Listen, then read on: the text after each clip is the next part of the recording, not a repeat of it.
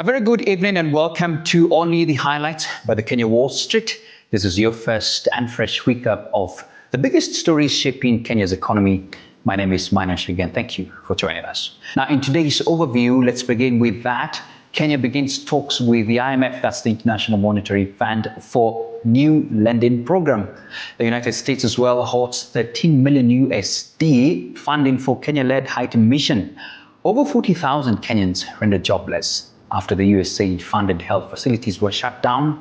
Central Bank as well has done its thing and has lowered the benchmark interest rates to 10.75% and plans on-site inspections to close in on banks that failed to lower the interest rates. And finally, Kenya's internet advertising market projected to be the fastest in the world.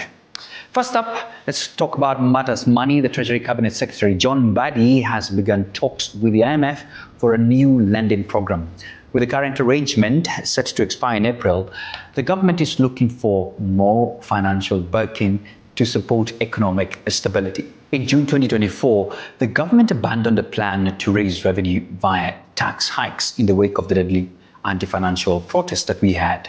So speaking in the media, CS Mbadi said the government will not raise income taxes to prevent further erosion of citizens' purchasing power, but instead opting for a renewal of the IMF loan. Alternatively, Kenya is also considering a $1.5 billion commercial loan from the UAE at 8.25% interest rates to fund its budget this fiscal year. The CS revealed that Treasury is also considering other sources, including issuing a Eurobond. In a surprising but not entirely disappointing turn of events, the US has halted $13 million in funding for Kenya's Haiti-led peacekeeping mission. The reason? Security concerns and bureaucratic hurdles. Despite court issuing orders against the mission, Kenya has positioned itself as a leader in stabilizing Haiti. But this funding freeze raises big questions about the mission's future. Will Kenya proceed with this mission without the US support? That's still a question, or is it just a major setback? We'll keep you updated. A devastating blow to Kenya's healthcare sector. Over 40,000 people are out of work after the USAID-funded health facilities are shut down. Now, these centers provided crucial medical services, and their closure leaves a major gap. Now, in Kenya, the freeze will see thousands of doctors, nurses, midwives, community workers lose their jobs, and already counties have started laying off health workers. One of the facilities hardest hit by the freeze is the Baringo County Hospital. USAID was previously contributing 50 million shillings towards salaries in the county. With thousands unemployed and communities losing healthcare access, what's next? Now, the government says they're working on a solution, but time is really running out. On some good news for borrowers, the central bank has now lowered the benchmark interest rate to 10.75% in a bid to stimulate economic growth. But will banks pass these savings to you, the consumer?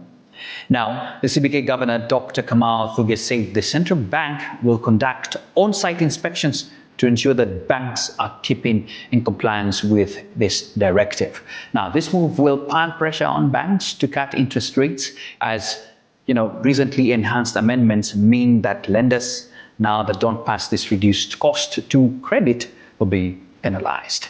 Now, CBK, and that's the Central Bank Monetary Policy Committee, has also lowered the cash reserve ratio, that's a CRR, by 100 basis points, that is 3.25%, to further encourage lowering of lending rates. The lowering of these rates frees up more deposits for lenders to offer the loans to customers. Will this make it easier for Kenyans to access credit? Drop your thoughts in the comments. And now, some exciting news, especially in the digital media space. That is, Kenya's internet advertising market is projected to be the fastest growing in the world. Digital ad spend is soaring high as more businesses shift online. Now, this growth is driven by rapidly increasing internet penetration, the rise of digital platforms, and the adoption of mobile-first strategies, trends that are seismically changing the face of Kenya's advertising industry. The Kenyan entertainment and media market though smaller than South Africa and Nigeria, is set to experience solid growth with a projected 5.2% compound annual growth rate across all segments. For businesses, this is the perfect time to go digital. The future of advertising media and the news is online, and Kenya is helping lead that charge. Stay up to date on everything impacting businesses here in Kenya. Be sure to subscribe on all our channels, the Kenyan Wall Street, and of course all our social media handles. My name is Maina Chege. Thank you so much for tuning in. I look forward to seeing you again next week.